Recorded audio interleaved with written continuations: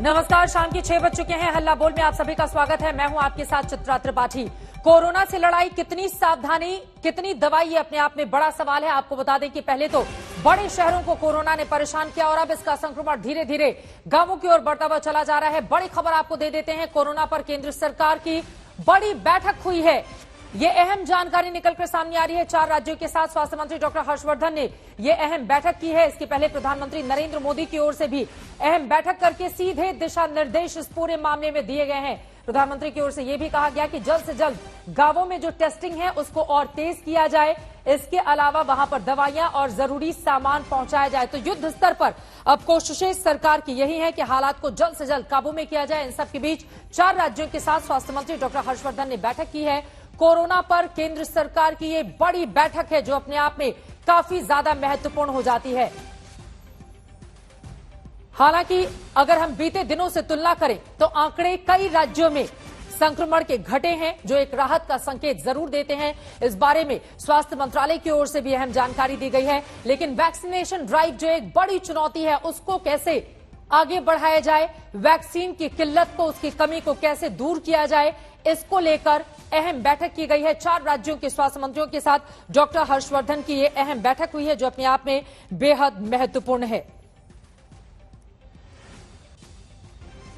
आपको बताते चले, जुलाई तक 35.6 करोड़ डोज पहले से ही बुक किए गए हैं। चूंकि वैक्सीन की कमी देखी जा रही है, इस वजह से लोगों के जहन में यह बड़ा सवाल है। केंद्र की ओर से बाकायदा इसका ऑर्डर दिया गया है। 20 करोड़ अभी तक मिल चुकी है, बाकी मिलनी बाकी है। राज्यों और निजी अस्पतालों का 16 करोड़ का ऑर्डर अलग है। ये अपने आप में महत्वपूर्ण है और इसी वजह से वैक्सीनेशन ड्राइव को आगे लेकर कैसे जाया जाए, कैसे अमली जामा पहनाया जाए, एक एक व्यक्ति को कैसे वैक्सीन दी जाए, इसको लेकर यह अहम और बड़ी बैठक की गई है।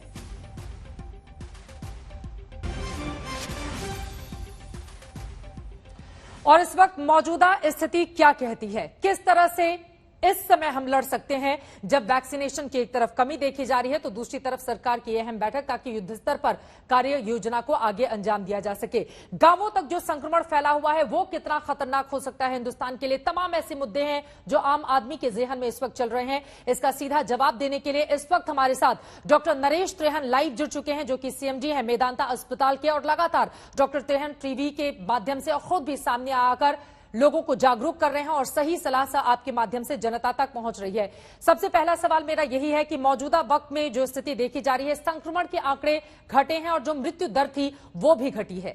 इसके संकेत और संदेश डॉक्टर त्रेहन क्या समझे हम?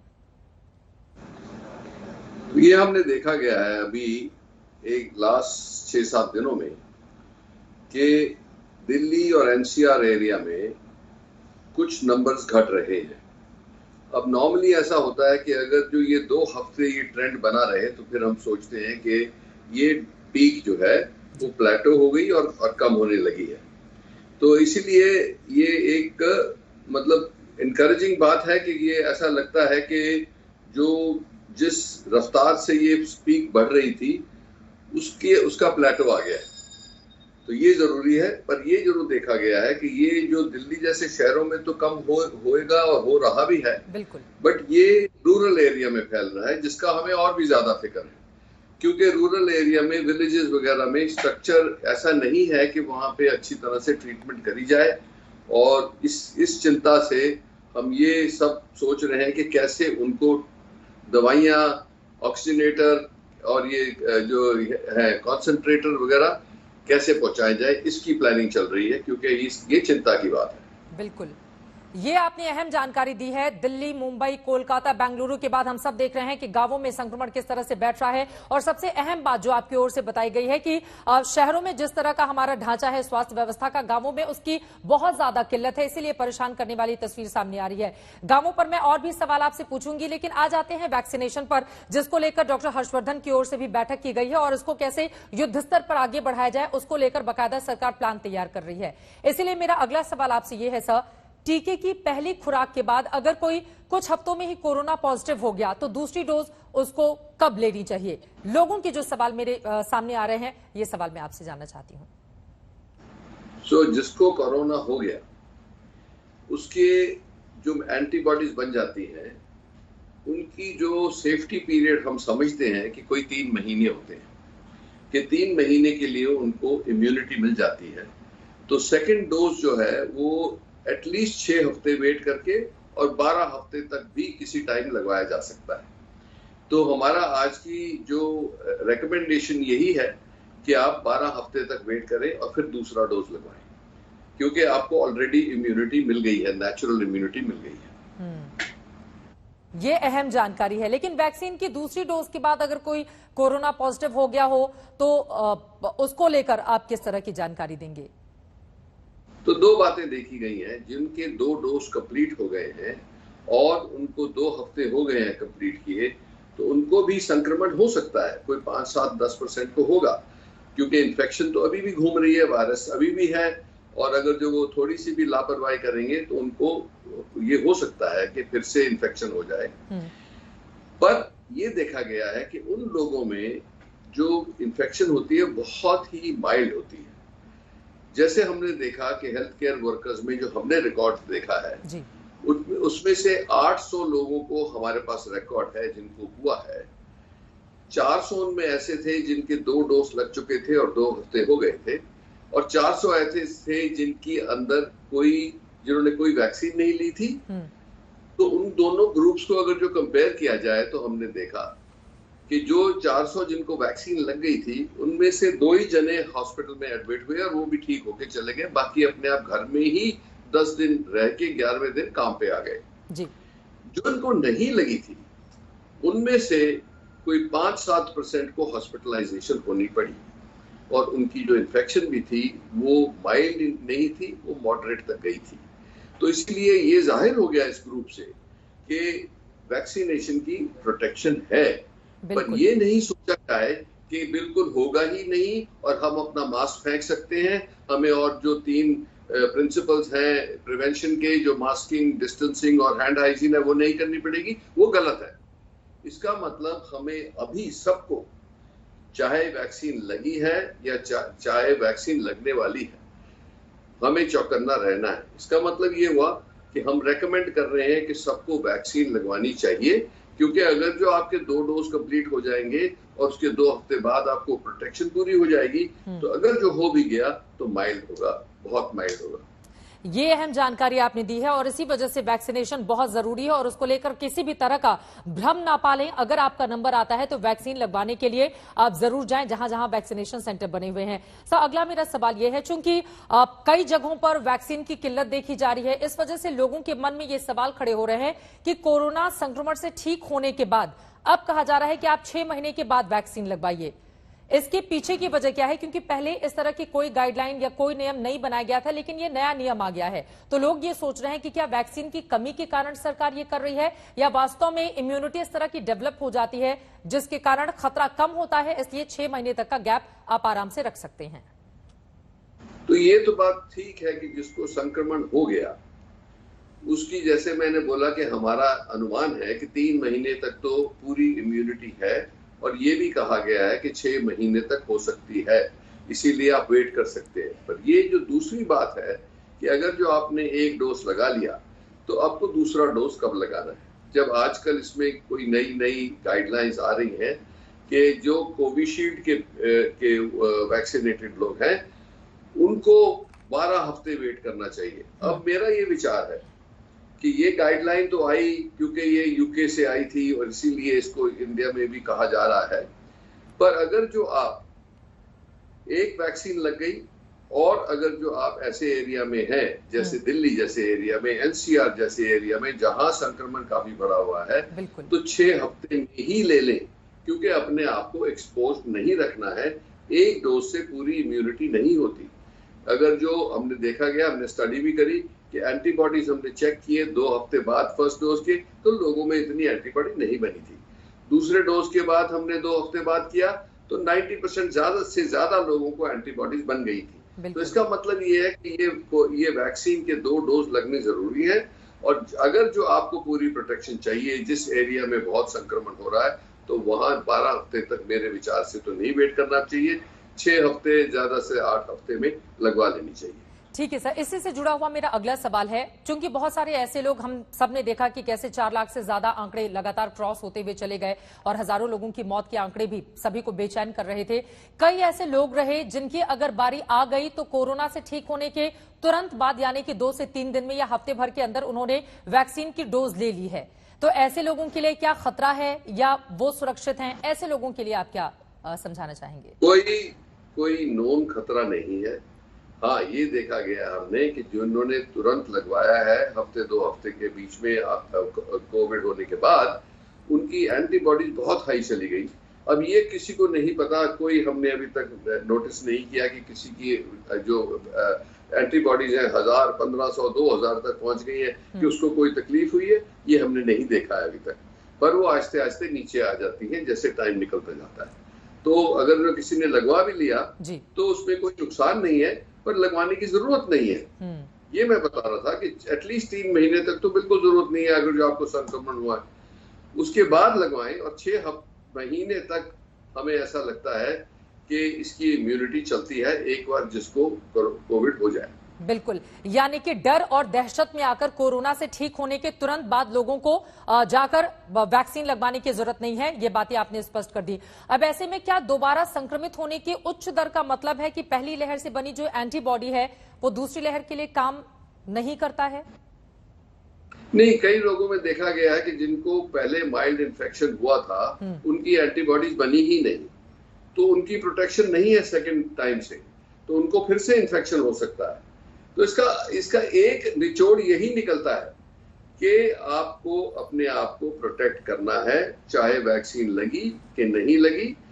लग गई है तो कुछ सिक्योरिटी होती है कि हो भी गया तो थोड़ा माइल्ड सा होगा, पर हो जरूर सकता है। इसीलिए वही गुर अपनाने हैं जो हम शुरू से कह रहे हैं, पिछले साल से कह रहे हैं कि अपना मास्किंग, और हमने तो अब इतनी एडवाइस दी है कि बाहर जा रहे हो, कोई लोगों के बीच में जा रहे हो तो डबल मास्क लगाओ। पिछली बार एक सिंगल मास्क कहते थे, अब डबल मास्क कहते हैं। दूसरा, घर में भी, क्योंकि कई पूरी फैमिली को लपेट में ले आया है ये नया वायरस, उससे बचने के लिए जब आप लोग इकट्ठे बहुत क्लोज जाते हो तो मास्क पहन ले, फैमिली के अंदर ही। अगर जो किसी को हो गया और उसने और सारी फैमिली को दे दिया तो वो भी ठीक नहीं है।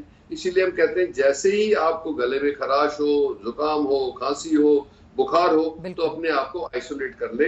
जब तक RT-PCR ना हो, जब तक वो नेगेटिव ना निकले, यही सोचे कि आपको संक्रमण हुआ है। आपने कोरोना के नए रूप का जिक्र यहां पर किया है, तो अगर ऐसी बात है, फिर वैक्सीन दूसरी लहर के वेरिएंट के खिलाफ कैसे काम कर रही है? मैंने बताया ना कि हमारे हेल्थ केयर वर्कर्स को सबको वैक्सीन लग गई थी, और उन वर्कर्स में भी कुछ 10% को प्रॉब्लम आया है, 8%, 10% के करीब। बट उसमें से 99% जो है वो घर में अपने आप ही ठीक हो गए। 10 दिन के बाद काम पे वापस आ गए 11वें दिन। बट सिर्फ 3-4 लोगों को हॉस्पिटलाइजेशन की 4-5 दिन की जरूरत पड़ी। इसीलिए ये जाहिर हो गया कि जिसको वैक्सीन लगी है उसको अगर जो फिर से होता भी है तो वो इतना बुरा नहीं होगा, वो जल्दी रिकवर कर जाएगा। और इसी वजह से लोगों को डरने की जरूरत नहीं है, जैसा कि डॉक्टर नरेश त्रेहन ने भी जिक्र किया कि 90% ऐसे लोग हैं जो घर में ही अगर डॉक्टर की सलाह से, परामर्श से दवाइयां लेते हैं तो वो पूरी तरह से ठीक हो सकते हैं। अब मेरा अगला सवाल, चूंकि हमने देखा है कि लोगों के जेहन में बहुत सारी भ्रम की स्थिति भी बन रही है, ऐसे में क्या वैक्सीन पुरुषों और महिलाओं की प्रजनन दर को भी प्रभावित करती है? कई लोग इस तरह की भी बातें आपस में करते हुए नजर आ रहे हैं। सर नहीं, ये वहम जिसने भी फैलाया वो गलत फैलाया। इसमें कुछ पॉलिटिकल बातें भी थी। ये बिल्कुल गलत है। कोई ऐसा नहीं मिला है जिसको ऐसी तकलीफ हुई हो वैक्सीन लगवा के। सारी दुनिया में नहीं मिला है, तो ये तो हिंदुस्तान में भी नहीं मिला और दुनिया में नहीं मिला, तो इसलिए बहुत सेफ है। उस हिसाब से वैक्सीन सेफ है और इफेक्टिव भी है। और जो हेजिटेंसी लोगों में थी, हिचकिचाहट थी, उसको दूर कर देना चाहिए। जैसे आपको वैक्सीन उपलब्ध होती है, जैसे आपकी टर्न आती है, उसमें आपको जाके लगवाना चाहिए। अब मैं आ जाती हूं जो वैक्सीन की उपलब्धता इस वक्त हमारे बीच है उस पर। क्या स्पुतनिक हैदराबाद में उसकी पहली डोज भी लगी है और अब कल से बाकी आम लोगों के लिए भी इसकी उपलब्धता हो जाएगी। 1000 रुपए इसकी कीमत भी तय की गई है सरकार की ओर से। क्या स्पुतनिक को कोविशील्ड के साथ लिया जा सकता है, चूंकि कोविशील्ड की भी कमी की खबरें कई जगहों से सामने आई हैं सर? नहीं, देखो, ये अभी एक जरूर ये स्टडीज चल रही है कि अगर जो वैक्सीन को मिक्स किया जाए तो उसका इफेक्ट कैसा होता है, क्या कोई उसका एडवांटेज है कि ज्यादा एंटीबॉडीज बनती है, क्या ज्यादा प्रोटेक्शन मिलती है, इसका जवाब अभी पता नहीं है। हाँ, स्टडीज जरूर चल रही है, ये अमेरिका में भी चल रही है of mixing of vaccine, Sputnik वालों ने भी करी है रशिया में। अभी इंडिया में हमने ऐसी मिक्सिंग अभी नहीं शुरू करी और इसकी स्टडी जो कर रहे हैं उस स्टडी के बाद ही पता लगेगा कि ये सेफ है, तो फिर तो कोई फर्क नहीं पड़ता कि आप मिक्स कर लें और मैच कर लें, पर अभी नहीं। ये महत्वपूर्ण बात है कि अभी इसको लेकर जानकारी नहीं है और जो डॉक्टर साहब ने भी बातें कही हैं कि दोनों को साथ में अभी फिलहाल नहीं लिया जा सकता है जब तक आगे इसके बारे में कोई भी गाइडलाइंस नहीं सामने आ जाती हैं। एक और महत्वपूर्ण सवाल जो सोशल मीडिया के माध्यम से मेरे पास पहुंचा है, मैं उसका जवाब आपसे जानना चाहती हूं। कोरोना पॉजिटिव शख्स से वायरस कब तक फैल सकता है? कई मामले ऐसे भी सामने आए हैं डॉक्टर त्रेहन जिसमें 1 महीने के बाद भी इंसान का टेस्ट पॉजिटिव ही रहता है। ये इसकी भी गाइडलाइन समझनी चाहिए जी। आरटीपीसीआर 15 दिन के बाद अगर जो पॉजिटिव है तो आज के दिन माना जाता है, और साइंटिफिक प्रूफ यही है कि वो डेड वायरस जो है वो आपके म्यूकस मेम्ब्रेन में अभी भी रह सकता है, और उसको अगर जो हम कल्चर करेंगे जैसे आरटीपीसीआर टेस्ट करेंगे तो पॉजिटिव आएगा। बट ये जो वायरस है ये लाइव नहीं है, ये डेड वायरस की जो प्रोटीन है उसके ऊपर चेक हो रहा है। इसीलिए कई बार ऐसा होता है किसी को 2-3 महीने तक ये पॉजिटिविटी आएगी, पर उसका मतलब ये नहीं है कि वो इन्फेक्टिव है। इसको दूसरी नजर से देखा जाए कि जब वैक्सीन लगाने के बाद भी ये नहीं है कि जिसको वैक्सीन लगी है उसको किसी और से वायरस नहीं लग सकता, जरूर लग सकता है जी। वो लगेगा और वो जाएगा आपके नेजोफेरिंक्स में जहां वो मल्टीप्लाई नॉर्मली करता है, पर उसको बॉडी कंट्रोल कर लेगी, इसीलिए आपको माइल्ड इन्फेक्शन होगा अगर जो होगा। पर ये मतलब है कि अगर जो आप छींकेंगे, आप जोर से बोलेंगे या आपके ड्रॉपलेट्स जाते हैं, या ये सुपर स्प्रेडर वायरस है जो ये एरोसॉल के थ्रू स्प्रेड करता है, तो वो हो सकता है कि उससे और लोगों को भी हो। तभी तो हम बार बार यही कह रहे हैं कि मास्किंग, डिस्टेंस, हैंड हाइजीन, उसको अभी भी 100% उसका ये मुकम्मल काम करे, क्योंकि अगर जो आपने अपना गार्ड नीचे कर दिया तो आपको इन्फेक्शन लग सकती है। इसीलिए ये बहुत स्पष्ट बातें हैं कि आप अभी नहीं, हो सकता है 1 साल बाद जब इतनी तादाद में सबको वैक्सीन लग जाए, इतनी इम्यूनिटी हो जाए कि जिसको हम हर्ड इम्यूनिटी कहते हैं, कम्युनिटी इम्यूनिटी कहते हैं, वो जब हो जाएगा तब हम अपनी नॉर्मल लाइफ की तरफ चल सकते हैं।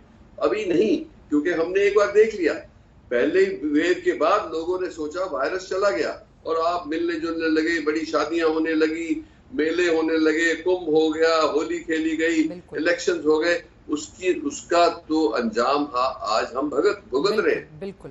अगर वो लापरवाही हमने नहीं करी होती तो आज हो सकता है कि हिंदुस्तान इतनी बड़ी वेव से जूझ नहीं रहा होता, इतने लोग नहीं मर गए होते, इतने लोग इतनी तकलीफ में नहीं आए होते।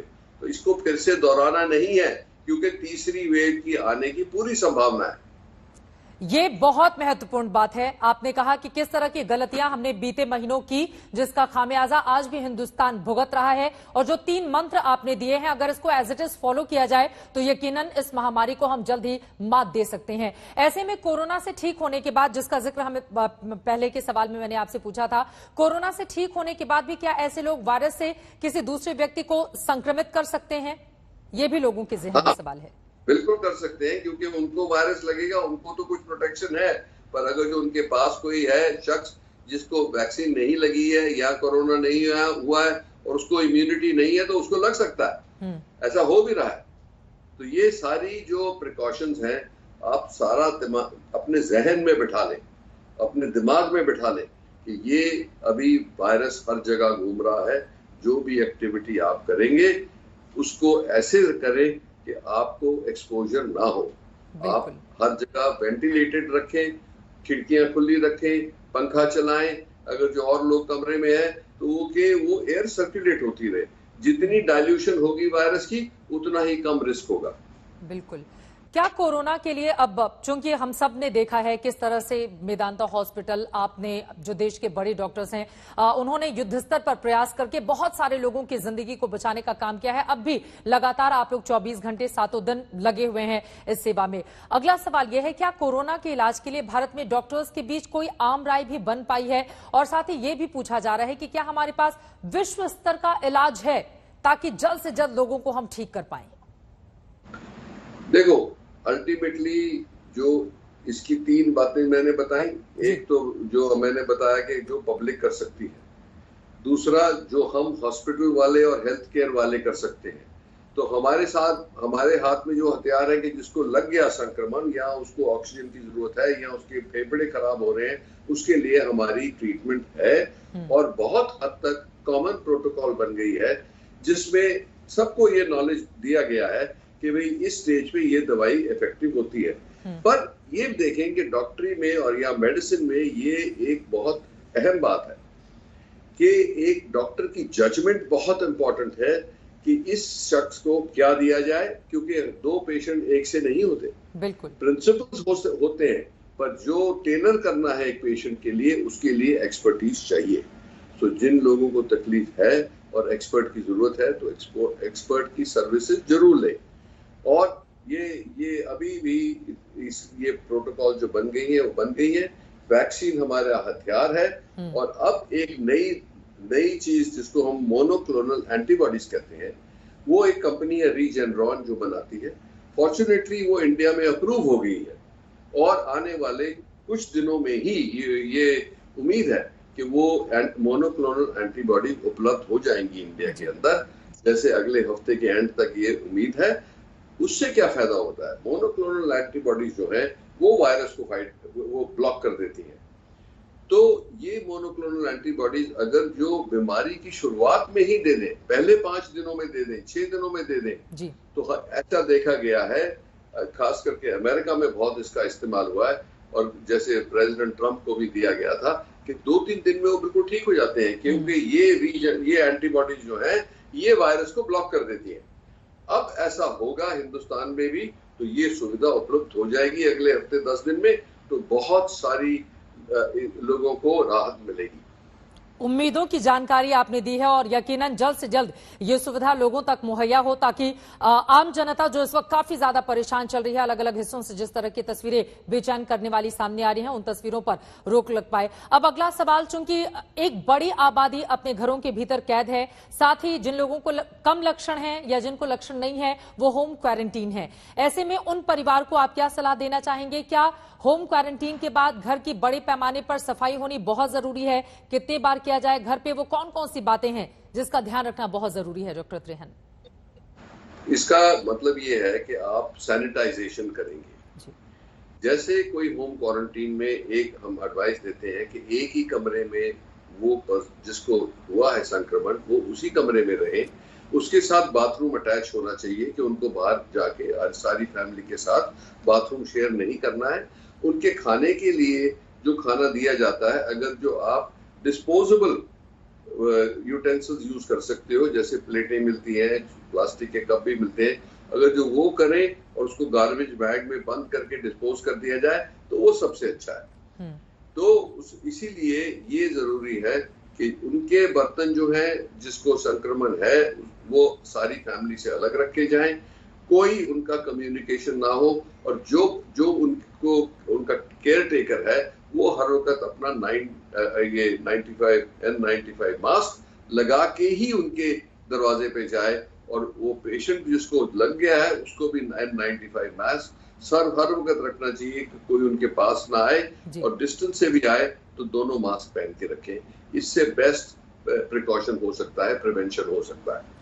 अब क्वारंटीन से बाहर आने के बाद एक परिवार को क्या करना होगा? और कई ऐसे मामले डॉक्टर नरेश त्रेहन हमने ऐसे भी देखे हैं जिसमें पूरे की पूरी फैमिली कोरोना पॉजिटिव है। हालांकि किसी को कम लक्षण है, किसी को बिल्कुल भी लक्षण नहीं थे, और उसमें कुछ ऐसे भी हैं जो बहुत छोटे बच्चे, 3 महीने का बेबी है, 3 साल के बच्चे हैं, वो भी कोरोना पॉजिटिव हैं और उनके लिए तो वैक्सीनेशन की भी अभी कोई उपलब्धता नहीं है। तो ऐसे परिवार को आप क्या बोलना चाहेंगे? यही कि आप एक सारा टाइम इस दिमाग में रखें कि संक्रमण बहुत फैल रहा है, किसी को भी हो सकता है। आपकी फैमिली में जिन लोगों को विश्वास है कि मैं कहीं गया नहीं, पर जो जैसे लोग कोई न कोई आया, कोई डिलीवरी करने आया या कुछ सफाई करने आया या कुछ ऐसा हुआ, उनसे भी संक्रमण लोगों को लग रहा है। और अगर जो मैंने बताया कि जो मोस्ट इन्फेक्टिव पीरियड तब होता है जब किसी को खांसी, जुकाम, खराश, गले में खराश, फीवर, ये सब चीजों के सिम्टम कभी भी आए तो इमीडिएटली उनको आइसोलेट कर देना चाहिए। जैसे मैंने कहा, एक कमरे में जिसके साथ बाथरूम है और उनका खाना पीना अलग ही रहे। अगर जो ऐसा, जब तक ये प्रूफ नहीं आता कि RT-PCR का टेस्ट हो गया है, वो नेगेटिव आया है, तभी सोचें कि शायद ये कॉमन फ्लू है। जब तक ऐसा हो तब तक यही सोचें कि ये कोरोना वायरस है। बिल्कुल। तो एक तो ये, आपने दूसरा बात पहले पूछा था कि कैसे सैनिटाइज करना है, तो उनका कमरे को पूरी तरह से वो हाइपोक्लोराइड से एक्चुअली स्प्रे करके, सारी सरफेसेस को साफ करके, वो खिड़कियां खोल के, पंखा चला के उनको सारी एयर को सर्कुलेट करें और जितनी हर सरफेस को सफाई करें, वो बेस्ट सैनिटाइजेशन है। ये बहुत अहम बातें आपकी ओर से बताई जा रही हैं और देश के सबसे बड़े डॉक्टर्स में से एक डॉक्टर नरेश त्रेहन जब आम लोगों को उन्हीं की भाषा में बिल्कुल जानकारी दे तो यकीनन लोगों को उसका सीधा फायदा मिलेगा। और डॉक्टर साहब ने जो भी बातें बताई हैं, एक एक बात आप बिल्कुल गौर से सुने, नोट करें और घर में पूरी तरह से उसका पालन करें। अब मेरा अगला सवाल डॉक्टर नरेश त्रेहन आपसे ये है, एक बहुत बड़ी आबादी है जिसने कोरोना को मात दी है, कोरोना से ठीक हो चुके हैं, ऐसे लोगों की किस तरह से मॉनिटरिंग होनी चाहिए, वो खुद का कैसे ध्यान रखें? तो ये एक अच्छा अहम सवाल है, इसलिए कि एक तो आप देखेंगे कि किसी को फेफड़ों में इतना इफेक्ट पड़ता है कि उनका सांस फिर भी फूलेगा, और कई लोगों को हम ऑक्सीजन पे घर भेजते हैं कि उनकी लंग्स की रिकवरी होती जाए। तो ये जरूर है कि किसी किसी के ऊपर इतना प्रभाव पड़ता है कि उनके मसल पेन करते हैं, उनका एपेटाइट, उनकी जो एनर्जी है वो कम हो जाती है और सांस लेने में तकलीफ होती है। तो इसीलिए हम उनको वही प्रिस्क्रिप्शन देते हैं जो हर एक के लिए उचित हो, जो ये इंडिविजुअलाइज्ड ट्रीटमेंट होता है। पर आज के दिन एक बहुत बड़ी चीज सरफेस पे आ रही है, वो है जो म्यूकोमाइकोसिस, ये ब्लैक फंगस जिसको हम कहते हैं।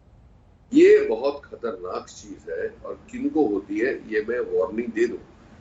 जिन लोगों को मीडियम और सीवियर इन्फेक्शन हुआ था कोविड से, जिन लोगों के फेफड़ों के लिए या उनकी जो इम्यूनिटी को कम करने के लिए जो कॉर्टिसोन मतलब स्टेरॉइड्स जिसको यूज किया जाता है आज के दिन लाइफ को बचाने के लिए, अगर जो वो हाई डोजेस में काफी दिनों के लिए दी गई है, और खास करके उन लोगों को जिनको डायबिटीज है जी, वो जनता जो है वो सबसे ज्यादा वल्नरेबल है इस म्यूकोमाइकोसिस से प्रभावित होने।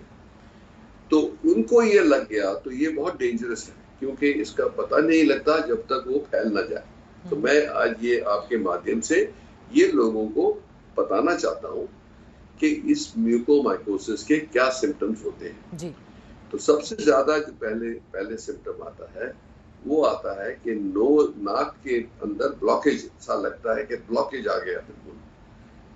दूसरा ये है कि आपके ओरल कैविटी में, जैसे गाल है, तालू है, जबान है, उसके नीचे कोई ब्लैक स्पॉट्स आए, जिसको हम इग्नोर नहीं करना है। उनको इमीडिएटली देखना चाहिए कि ये जो है किसी डॉक्टर जो नॉलेजेबल हो उसको दिखाया जाए। दूसरा, आप देखेंगे कि यहाँ साइनसेस जो है, साइनसेस में तकलीफ होनी शुरू होती है, और गाल के ऊपर जो है वो बिल्कुल नमनेस के, मतलब जैसे हम छूते हैं तो हमारे को सेंसेशन लगता है, वो सेंसेशन खत्म होना शुरू हो जाता है। और कई लोगों में आंखों के लिड्स जो है वो फूल जाते हैं, कईयों को नजर में तकलीफ होती है। पर ये मैं आज बताना चाहूंगा कि अगर जो किसी को ऐसे सिम्टम्स है तो आप टाइम वेस्ट मत करें, क्योंकि अगर जितना ये इसको डिले करेंगे उतनी उसकी ट्रीटमेंट और भी कॉम्प्लिकेटेड हो जाएगी, भयंकर है। क्योंकि ये क्या करता है, ये आंखों में अगर जो घुस गया तो आंख को भी निकालना पड़ता है, इतना सीरियस है।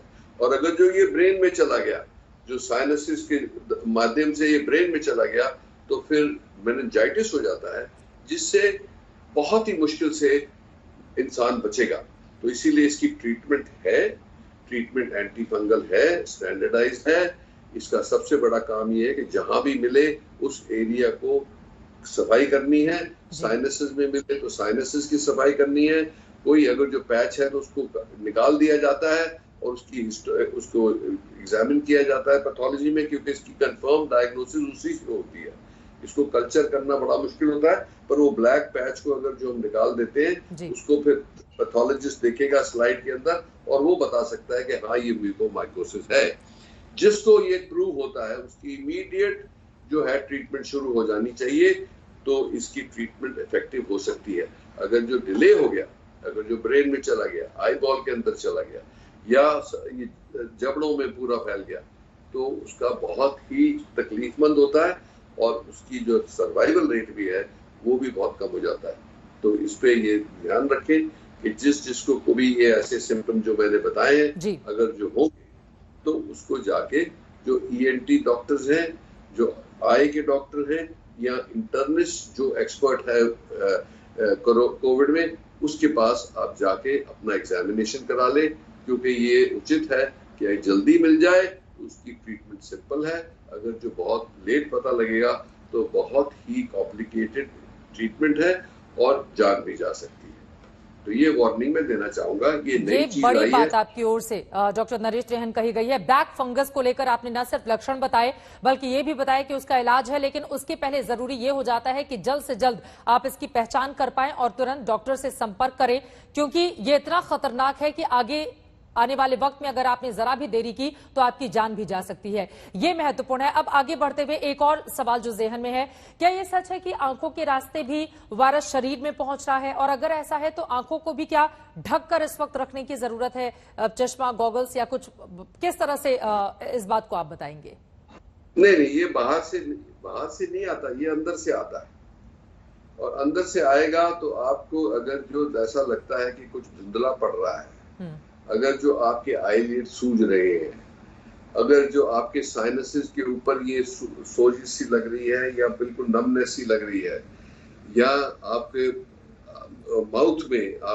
माउथ में कोई ब्लैक स्पॉट्स दिख रहे हैं या जलन सी हो रही है, वो साइंस है।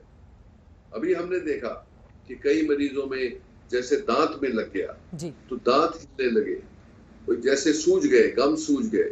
ऐसी बातें बहुत पेशेंट देखी जा रही है ऑन अ डेली बेसिस। जैसे हमारे डॉक्टर ने कल बताया, जो ईएनटी स्पेशलिस्ट हैं, डॉक्टर हांडा ने बताया कि मैं साल में कोई 20, 25, 30 केस देखता था इस इन्फेक्शन के। आज मैंने पिछले 2 हफ्ते में ही 30 से ज्यादा केस देखे। तो आप अनुमान लगा सकते हैं कि किस रफ्तार से, और ये हुआ उन्हीं को है जिनको कोविड हुआ, प्रोलॉन्ग्ड कॉर्टिसोन की उनको इस्तेमाल करना पड़ा, और उसके कोमॉर्बिडिटीज जिनके थे, सबसे ज्यादा जिनको डायबिटीज थी, क्योंकि उनकी इम्यूनिटी बड़ी जल्दी नीचे हो जाती है और उनको फंगस इन्फेक्शन वैसे भी लग सकता है जिनको डायबिटिक है, पर उससे सप्रेस होने से ये खतरा और भी बढ़ गया है। तो ये आज के दिन ये जानकारी जरूरी है सब तक पहुंचानी कि ऐसा हो रहा है, और कई लोगों को इतनी तकलीफ हुई कि उनकी आंख भी नहीं बचाई गई। तो इसीलिए चौकन्ना रहे कि अगर जो आपको मीडियम और सीवियर कोविड हुआ था, आपको लॉन्ग कॉर्टिसोन थेरेपी मिली थी, और खास करके उसके साथ साथ आपको डायबिटीज भी है, तो आप प्राइम कैंडिडेट हैं इस कॉम्प्लिकेशन के। मैं ये नहीं चाहता कि सारा दिन लोग फिक्र ही करते रहे, पर अपने आप को ये देख लें कि अगर जो सिम्टम्स हो रहे हैं तो उसको इग्नोर नहीं करना है। एक डॉक्टर को से जाके संपर्क करें और इसका पक्का पता कर लें। और ये भी बात है कि ये सिर्फ स्पेशलिस्ट को ही पता है, ये नॉर्मल जो है हमारे फिजिशियंस, उनको इतना एक्सपीरियंस नहीं होगा, क्योंकि ये मिलता ही नहीं था। ये पहले होता ही नहीं था, ये कॉमन नहीं है हमारी सोसाइटी में, पर अब कॉमन हो रहा है। जैसे मैंने आपको बताया कि स्पेशलिस्ट के पास बहुत सारे लोग आ रहे हैं, तो इसका मतलब सीरियस होना जरूरी है इस बात में। बिल्कुल। ब्लैक फंगस होता क्यों है, इसके क्या लक्षण हैं और इससे बचने के उपाय क्या हैं, इसके बारे में आपने विस्तार से जानकारी दे दी है। और लोगों के जहन में मेरे पास लगातार सोशल मीडिया के जरिए इस तरह के सवाल आ रहे हैं कि प्लीज आप डॉक्टर नरेश त्रेहन से ब्लैक फंगस को लेकर क्वेश्चन जरूर कीजिए, और आपने विस्तार से इसके बारे में बताया भी है। अब बच्चों को लेकर भी कुछ सवाल हैं। बच्चों को अभी टीका नहीं लग रहा है, जो 18 साल से कम उम्र के जितने हैं, उन्हें किस तरह से सुरक्षित रखा जाए, उनको लेकर किस तरह से एहतियात बरता जाए, इसके बारे में क्या जानकारी देंगे आप? तो अभी तक तो वैक्सीन का पक्का नहीं पता, कोई स्टडी शुरू हो गई है। बिल्कुल। तो वैक्सीन की भी शुरू हुई है, जो 12 से 18 साल की उम्र की जो स्टडीज चल रही है। अभी अनाउंसमेंट हुआ था कि फाइजर ने भी कोई स्टडी शुरू करी है, 12 साल 6 महीने से लेके 12 साल तक उसकी स्टडी अभी चालू हुई है। तो कई वैक्सीन मेकर्स जो हैं वो उन्होंने ये ट्रायल्स, जिसको हम कहते हैं फेज 1, फेज 2, फेज 3, फेज 1 करी है और कहा जा रहा है कि सेफ्टी एस्टैब्लिश हो रही है। उसके बाद ये फेज 2 पे आएगी। उसके बाद उम्मीद रखते हैं कि हम ये वैक्सीन उपलब्ध होंगी जो डिफरेंट टाइप्स की आ रही है। कई कंट्रीज ने, कई कंपनीज ने ऐसा शुरू किया है, पर अभी तक कोई भी ऐसी नहीं है। ऑल्दो ये जो अमेरिका में FDA ने फाइजर को 12 से 18 साल तक, ये खबर आई, आज ही आ रही थी कि शायद अप्रूवल दे दिया है। तो ये आने वाले टाइम में वो राहत मिलेगी। पर जब तक ऐसा नहीं होता, अपने बच्चों को आप प्रोटेक्ट करके रखें। अभी तक जो पहली वेव आई थी उसमें जो बच्चों को हुआ भी था, तो कोई ज्यादा तकलीफ नहीं हुई थी। अब बच्चों पे क्या असर पड़ेगा ये अभी पता नहीं है ज्यादा, पर जिन बच्चों को हुई है फॉर्चुनेटली उनमें से ज्यादा ठीक हो गए हैं। पर वो जो हमने हॉस्पिटलाइजेशन लास्ट टाइम नहीं देखी थी, कई बच्चे अब हॉस्पिटल में एडमिट हो रहे हैं। बिल्कुल। इसका मतलब ये है कि सीवियरिटी जो है इस दौर की वो पिछली दौर से ज्यादा है बच्चों के ऊपर भी। बिल्कुल। और बच्चों को अस्पताल में भर्ती नहीं कराना पड़े, इस वजह से बहुत ज्यादा जरूरी है कि जितने एहतियात बच्चों को लेकर बरते जाने चाहिए, जिसकी जानकारी खुद डॉक्टर नरेश त्रेहन दे रहे हैं, उसका आपको बहुत ज्यादा ख्याल रखने की जरूरत है, क्योंकि तीसरी वेव बच्चों के लिए खतरनाक हो सकती है। इस तरह की जानकारी लगातार दी जा रही है। डॉक्टर नरेश त्रेहन, आपने अमेरिका का भी जिक्र किया, अब मैं उसी सवाल पर आ जाती हूं। अमेरिका की CDC के मुताबिक वैक्सीन के दोनों डोज लेने के बाद मास्क की जरूरत नहीं है, और हम सब ने देखा अमेरिका से किस तरह की तस्वीरें प्रेसिडेंट की भी सामने आ रही हैं। इस पर आप क्या कहना चाहेंगे? ये अभी कल ही ऐलान किया गया था प्रेसिडेंट बाइडेन ने कि मास्किंग अब जरूरी नहीं है, इस विश्वास से कि हर्ड इम्यूनिटी अमेरिका में समझी जा रही है कि पहुंच गए हैं उस मुकाम तक। वो मुकाम के लिए 40% 50% अगर जो पॉपुलेशन को वैक्सीनेशन हो जाता है और 15-20 को कोविड हो गया ऑलरेडी, और 15-20% को कोविड उनको पता ही नहीं लगा पर एंटीबॉडीज बन गई। जब 70% पॉपुलेशन इस मुकाम तक पहुंचता जाती है कि यहाँ बीमारी होने के बावजूद और मतलब होने से, जैसे संक्रमण होने से अगर जो उनकी एंटीबॉडी बनी है, या उन लोगों के ऊपर जिनको एक्सपोजर हुआ उनको पता ही नहीं लगा और उनकी एंटीबॉडी बन गई, और उसके साथ साथ वैक्सीनेटेड लोगों की तादाद उस लेवल तक पहुंच जाए, तब आप लोग रिलैक्स कर सकते हैं कि ये इतने वायरस फैल ही नहीं रहे कि इतने लोग हैं जो सारे इम्यूनाइज हो गए, उनकी वजह से अब वायरस का फैलना नामुमकिन हो गया है।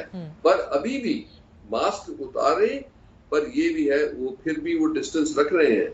ये रेकमेंड होता है कि ओपन एयर में रहे, ज्यादा क्लोज स्पेसेस में नहीं जाना है। तो ये आहिस्ते आहिस्ते रिलैक्स हो रहा है। ये प्रॉब्लम क्या था कि हमने पहली वेव के बाद ही ये सारी चीजें करनी शुरू कर दी, और इस विश्वास से कि ये संक्रमण खत्म हो गया। ये बात गलत थी और प्रूव भी हो गई, उसकी प्राइस हम आज पे कर रहे हैं। इसीलिए जब तक हर्ड इम्यूनिटी नहीं डिक्लेयर होती तब तक हमें मास्क पहने ही रहना है। और वो हर्ड इम्यूनिटी के लिए हमारी पॉपुलेशन इतनी बड़ी है, जब आप 50 करोड़ लोगों को 2 डोज नहीं लगाओगे तब तक हमें ऐसा विश्वास नहीं होगा कि ये हर्ड इम्यूनिटी आ गई है। इसीलिए आप टारगेट देख रहे हैं हमारा कि पहले दौर में ही जी 30 करोड़ लोगों की वैक्सीनेशन का प्रोग्राम बना है। अब वो 30 करोड़ होंगे, कितने लोगों की एंटीबॉडी डेवलप हो जाएगी, उसके साथ साथ औरों को जैसे जैसे 50 लाख करोड़ तक हम 50 करोड़ तक जब पहुंच गए तो तब हमें विश्वास होगा। जैसे आज ही गवर्नमेंट ने ऐलान किया कि बाय दिसंबर हम सारी कंट्री को वैक्सीनेट कर देंगे। अगर जो ऐसा सच हुआ तो हाँ, जनवरी फरवरी नेक्स्ट ईयर में हम रिलैक्स हो सकते हैं, क्योंकि सब लोग यही जूझ रहे हैं कि नॉर्मल लाइफ कब आएगी। बिल्कुल। हम कमरों में बंद होके थक गए, घरों में बंद होके थक गए, ये सही बात है, पर इसको ये भी सोचना है कि हम तो थक गए अंदर, पर इसका मतलब नहीं कि बाहर जो डेंजर घूम रहा है वो चला गया। तो अभी एहतियात रखो, इत्मीनान रखो, अपने आप को जैसे भी एंटरटेन कर सकते हो, फैमिली टाइम से, हॉबीज से, म्यूजिक से, मूवीज से, जो भी कुछ कर सकते हो आप अपने आप को अपना रखें, अपना संतुलन बनाए रहें। बिल्कुल। और योगा सबसे अच्छी एक्सरसाइज है। अपनी एक्सरसाइज, न्यूट्रिशन सबका ख्याल रखें घर में। और योगा से की एक्सरसाइज में दो है, एक तो जो उसके आसन है वो आपकी बॉडी को बिल्कुल मूवमेंट पूरा कर देते हैं, मसल्स भी की एक्सरसाइज में हो जाती है, और जो ब्रीदिंग एक्सरसाइजेज हैं जिससे आपको एकदम मेडिटेटिव स्टेट में ले जाती हैं, जैसे अलोम वलोम वगैरह है, उससे आपका स्ट्रेस भी कम होता है और मेंटल स्टेट भी ठीक रहता है। तो ऐसी ऐसी चीजें हमें डिवाइस करनी है कि अगर जो हमें और 2 4 6 महीने ऐसा एहतियात यूज करना है और कई घर से काम करना है, या जिनको जरूरी जाना पड़ता है वो अपना डबल मास्क लगा के जाएं और डिस्टेंस रखें। अगर जो हम ऐसा करेंगे आने वाले 3 4 6 महीने में, मुझे यकीन है कि ये जो तकलीफ हम हिंदुस्तान जिसके थ्रू हम जा रहे हैं, इससे हम बिल्कुल घर में रहें, सुरक्षित रहें और योग जरूर करें। और छोटी छोटी बातों का अगर आप ख्याल रखेंगे तो यकीनन ये जो मुश्किल वक्त इस वक्त हम सबके सामने है उससे जल्द से जल्द हम निकल पाएंगे। आपने वैक्सीन का जिक्र किया डॉक्टर नरेश त्रेहन, 216 करोड़ वैक्सीन दिसंबर तक इसकी उपलब्धता का जिक्र किया जा रहा है सरकार की ओर से। लेकिन इसके साथ ही हम सब ये भी जानते हैं कि 5 महीने हो चुके हैं और अब तक सिर्फ 18 करोड़ लोगों को ही वैक्सीन लगी है, और उसमें भी दोनों डोज लगने वाले लोगों की तादाद बहुत ज्यादा कम है। ऐसे में इस ड्राइव को क्या आप देख रहे हैं कि दिसंबर तक इतनी आसानी से पूरी कर ली जाएगी? इसको लेकर किस तरह की चुनौतियां सरकार के सामने आप देख रहे हैं? ऐसा है, एक दो बातें हैं। एक तो हिंदुस्तान के फेवर में है कि हिंदुस्तान में सबसे बड़ी वैक्सीन बनाने वाली सुविधा उपलब्ध है। हमारी जो लेबोरेटरीज है उन्होंने मतलब सारी दुनिया को सप्लाई करती है। तो एक तो देखेंगे कि हाँ, हिंदुस्तान में 1 साल के अंदर ही अपनी भी वैक्सीन बन गई, कोवैक्सीन, और एस्ट्राजेनेका से सीरम इंस्टीट्यूट ने कोलैबोरेशन करके वो शुरू में ही कर लिया था, तो ये शुरू हो गई। तो आज के दिन 3 वैक्सीन अप्रूव हो गई है। 6 करोड़ तो सीरम इंस्टीट्यूट दे रहा है पर मंथ, 1 से 1.5 करोड़ बायोटेक दे रहा है फॉर कोवैक्सीन, और तो अभी आने वाले टाइम को स्पुतनिक अभी अप्रूव हुई है तो वो भी 1-1.5 करोड़ देगा। तो इस हिसाब से मतलब हमारे पास हम 8.5-9 करोड़ पर मंथ तक तो पहुंच गए हैं। पर ये वादा है कंपनीज का कि हम इसको बहुत जल्दी रैंप अप कर रहे हैं। हमारे दूसरे प्लांट तैयार हो गए हैं और हम इसको डबल करेंगे। और ये है कि स्पुतनिक ने तो 5 लोगों औरों को भी लाइसेंस कर दिया कि आप मैन्युफैक्चर करो। कोवैक्सीन जिसका आईपीआर गवर्नमेंट के पास है जी, उन्होंने भी और लाइसेंस दे दिए मैन्युफैक्चरर्स को कि आप बनाओ। अब सब कुछ मिला के हमारे को इस पॉइंट तक पहुंचना है कि हमें 15 करोड़ मतलब डबल हो जाए आज से, 15 से 18 करोड़ वैक्सीन अगर जो महीने की मिलेगी तो हम उस अपने मुकाम तक पहुंच जाएंगे। बिल्कुल। पर यह है कि ये जो जिस रफ्तार से हम इसको मैन्युफैक्चरिंग को बढ़ाएंगे उसी की रफ्तार से हम राहत दे सकते हैं लोगों को। तो जैसे अब गवर्नमेंट ने 18 और ऊपर तक ये खोल दिया है, उसकी वजह से पहले 1-2 हफ्ते में कंफ्यूजन हुआ है, क्योंकि वो वैक्सीन कहां से आएगी, प्राइवेट सेक्टर अलग मांग रहा है, स्टेट्स अलग मांग रही है, सेंट्रल गवर्नमेंट का अलग कोटा है। तो ये सब जब तक बैलेंस में आ जाए, और मुझे उम्मीद है जी। कि आने वाले 2 हफ्तों में ये बैलेंस में आ जाएगा और फिर से जिस एफिशिएंसी से हम पहले वैक्सीनेट कर रहे थे वो एफिशिएंसी वापस आ जाएगी, क्योंकि सप्लाईज अब आने लगी है। जी। और हमें ये सबसे बड़ा चैलेंज है कि रूरल एरिया जिसकी तरफ ये जा रहा है उनको कैसे वैक्सीनेट करना है, क्योंकि ये जो दौर है ये अब सिटी से होके जैसे वेस्ट से ईस्ट की तरफ जा रहा है और रास्ते में सारी विलेजेस में फैल रहा है। तो उस वहां पे बहुत जरूरी है राहत दी जाए, तो उसकी प्लानिंग बहुत जरूरी है। जितनी जल्दी वैक्सीन आएगी उतना हम, ये अच्छी बात ये है कि इंडिया में इतने लोग वैक्सीनेटर्स हैं कि हम जितनी भी वैक्सीन आए उसको उसी रफ्तार से हम लगा सकते हैं। तो जो बॉटलनेक वैक्सीन का है और सर्च चल रही है, क्योंकि ऐसा भी है कि जैसे अमेरिका जैसे कंट्रीज हैं जिसमें काफी लोगों को लग चुका है, प्रोडक्शन उनकी भी बढ़ गई है, तो हो सकता है वो भी वैक्सीन हम ले लें। और ये गवर्नमेंट ने रूल भी बनाया कि अगर जो वो एफडीए से अप्रूव्ड है, यूएस एफडीए से, और यहाँ यूके के रेगुलेटर से अप्रूव्ड है, तो वो इंडिया में उसको ऑटोमेटिक लाइसेंस मिल जाएगा और ये प्रोसेस 3-4 दिन का है। तो ये सब बातें चल रही हैं, और अगर जो इसमें कामयाबी हुई हमारी, तो मिडल ऑफ जून तक तो ये रफ्तार काफी बढ़ जाएगी और हमें उम्मीद है कि हम लोगों को राहत दे सकते हैं, क्योंकि हमें सेकंड डोज भी कंप्लीट करना है और बाकी लोगों को कवर भी करना है। युद्ध स्तर पर इसके लिए प्रयास किए जाने की जरूरत है, लेकिन गांवों का आपने जिक्र किया, वैक्सीन वहां पर कब पहुंचेगी ये बड़ा सवाल है। अभी तो वहां पर टेस्टिंग की समस्या का सामना भी गांव के लोग कर रहे हैं। कोरोना संक्रमित होने के बावजूद उन्हें पता नहीं है, चूंकि टेस्ट नहीं हो रहे हैं, लोगों की जान जा रही है और समझ में नहीं आ रहा, क्योंकि बुखार सर्दी जुकाम ये होने के बावजूद गांवों में उस तरह की उपलब्धता इस समय देखी नहीं जा रही है ताकि लोग खुद को और अपने परिवार को बचा सकें। ये एक बड़ी चुनौती है और इससे निपटना सरकारों की जिम्मेदारी है। अब आगे बढ़ते हुए एक और महत्वपूर्ण सवाल, क्या ठीक होने वाले मरीज, बहुत सारे लोग आपको सुन रहे हैं, वो जानना चाहते हैं कि ठीक होने के बाद, कोरोना को मात देने के बाद 3 से 4 हफ्ते के बाद सिटी स्कैन और खून की जांच क्या उन्हें करवानी चाहिए? क्योंकि बहुत सारे ऐसे भी डॉक्टर साहब हम सब ने मामले देखे हैं जिसमें ब्लड क्लॉटिंग की समस्या का सामना लोगों को करना पड़ा, हार्ट अटैक बहुत सारे लोगों को आया, जिसके कारण कई युवाओं तक की जान चली गई है। ऐसे में इसके बारे में आप क्या महत्वपूर्ण जानकारी देंगे? तो ये जरूरी है कि जिन लोगों को संक्रमण हुआ उसको 3 कैटेगरी में हम समझते हैं। एक तो बिल्कुल माइल्ड है, उनके लिए एक चेतावनी ये है कि वो उनको क्योंकि ज्यादा तकलीफ नहीं होती, वो रिकवर कर जाते हैं। और कई युवा भी हैं जो रिकवर करके फिर सोचते हैं कि मेरे को तो कुछ ज्यादा हुआ नहीं था, तो मैं जाके हम जिम में चला जाऊं, मैं दौड़ लगाना शुरू करूं। नहीं, ये वायरस ऐसा है कि सारी बॉडी को इफेक्ट करता है, हर ऑर्गन को करता है। तो इसीलिए आपको यकीनन अपने मुकाम तक पहुंचना है कि जो आप लोग आपकी रेगुलर एक्सरसाइज पे आप यूज्ड टू है, पर उसमें आपको आहिस्ते आहिस्ते चलना है, स्टेप बाय स्टेप, री introducing exercise in your life. तो ये बातें हैं जो सिर्फ माइल्ड लोगों को हम वार्निंग देते हैं जी।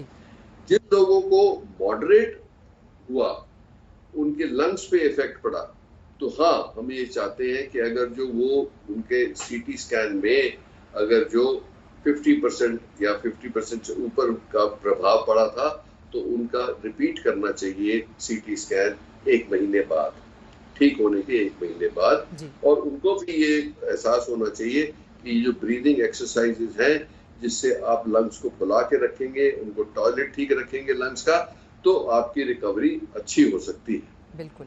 जिन लोगों को बहुत सीवियर हुआ, जिन लोगों को लंबी रही, जिनको हाई फ्लो ऑक्सीजन लगा, जिनको वेंटिलेटर पे रखा गया, उनके लिए तो एक थर्ड हम प्रोग्राम बनाया है। पोस्ट कोविड तो हम तीनों को करते हैं, पर उनके लिए जो प्रोग्राम बनाया है वो इंटेंस प्रोग्राम है। अब जैसे उनको हार्ट की भी प्रॉब्लम आ सकती है, उनको फेफड़ों की बड़ी प्रॉब्लम है, और उनको और जैसे डिप्रेशन या जिसको ब्रेन फॉग कहते हैं, ब्रेन फॉग के ब्रेन पूरा काम नहीं करता, उनको लंबा रिकवरी पीरियड में जाना पड़ता है। उनके लिए हमने एक डिवाइस भी है उनकी हार्ट मॉनिटरिंग करने के लिए, जिसको CoreAlive कहते हैं।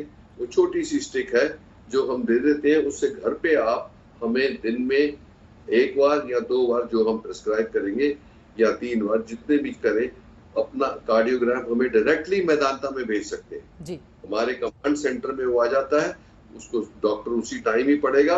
अगर जो उसमें लगता है कि इरेगुलर हार्ट बीट आ रही है या हार्ट बहुत स्लो हो गया या किसी को टैकिकार्डिया हो रहा है, तो वो वहीं पता लग जाएगा और वो उसी टाइम टेलीफोन पे संपर्क हो जाता है पेशेंट के साथ और उनको एडवाइस दे दी जाती है कि क्या करना चाहिए। तो ये सिक्योरिटी भी आज हो गई है, कई टेक्नोलॉजीज बन गई है। अभी आने वाले समय में एक और हमें उम्मीद है, एक अमेरिका से आने वाली कंपनी से हमारा बातचीत चल रही है कि वो पैच लगा दे तो SpO2 भी आ जाएगा ऑटोमेटिकली सेल फोन के माध्यम से, ECG भी आ जाएगा, वो उसकी जो हार्ट रेट है और ब्रीदिंग रेट है, ये चारों चीजें आ जाएगी। तो यही हमें मॉनिटर करना है।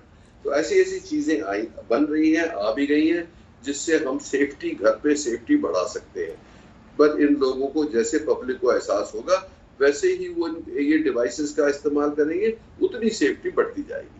क्योंकि ये हमने देखा है, जैसे आपने जिक्र किया कि युवा भी चले गए।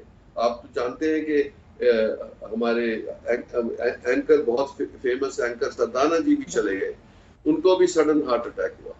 ये देखा गया है कि वायरस जो है वो हर चीज को अफेक्ट कर रहा है। वो किडनी में भी पाया गया, लिवर में भी पाया गया, ब्रेन में भी पाया गया और ये लंग्स में तो पाया ही गया था, वहां से शुरू हुई थी बात।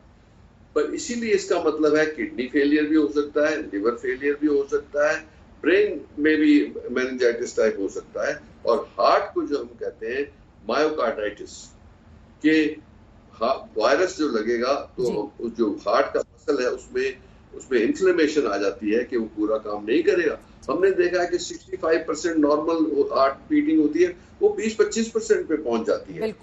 तो इसलिए उसी से लोगों की, युवाओं की, 22, 23, 25 साल के लोगों की भी मृत्यु हुई। उससे बड़ा दुख हमें नहीं है इस बात का कि ऐसा हुआ। पर अगर जो हम ठीक टाइम पे ट्रीटमेंट करेंगे, इन्फ्लेमेशन को कंट्रोल कर लेंगे, तो फिर ये मैलेडी नहीं होगी। दूसरा, क्लॉटिंग की बात करी आपने कि कई लोगों को क्लॉटिंग हो रही है। इसका टेस्ट जो डी डाइमर है, डी डाइमर जैसे ही पता लगे कि कोई क्लॉटिंग की संभावना है, तो हम शुरू से ही उनको एंटीकोएगुलेंट्स दे देते हैं कि वो ये प्रिवेंशन हो। इसीलिए हमें ये चीजों पे ध्यान रखना है, अपनी प्रोटेक्शन रखनी है। डॉक्टर्स मोस्टली सबको पता लग गया है कि बेसिक्स ट्रीटमेंट कैसे होनी है, बट अगर जो कोई उस हद से बाहर जा रही है तो स्पेशलिस्ट से जरूर संपर्क करें। उदासी का ये लंबा दौर चल रहा है, लेकिन उम्मीदों को जगाने वाली जो बात डॉक्टर नरेश त्रेहन आपकी ओर से कही गई है, और डॉक्टर्स हमारी सबसे बड़ी उम्मीद हैं, और यकीनन ये जो 45-48 मिनट तक की बड़ी जानकारी आज तक के माध्यम से हमारे करोड़ों दर्शकों तक आपने पहुंचाई है, इसका पूरा लाभ हमारे दर्शकों को जरूर मिलेगा। बहुत शुक्रिया आज तक से जुड़ने के लिए और ये महत्वपूर्ण जानकारी और सलाह अपने हमारे दर्शकों तक पहुंचाने के लिए। यकीन मानिए, पॉजिटिव रहिए, सकारात्मक रहिए और डॉक्टरी सलाह लेना आप बिल्कुल मत भूलिए अगर आपको लग रहा है कि स्थिति आपके हाथ से बाहर जा रही है। छोटी छोटी बातें हैं जिनका अगर आप ख्याल रखते हैं तो आप अपने आप को और अपने परिवार को पूरी तरह से महफूज कर पाएंगे।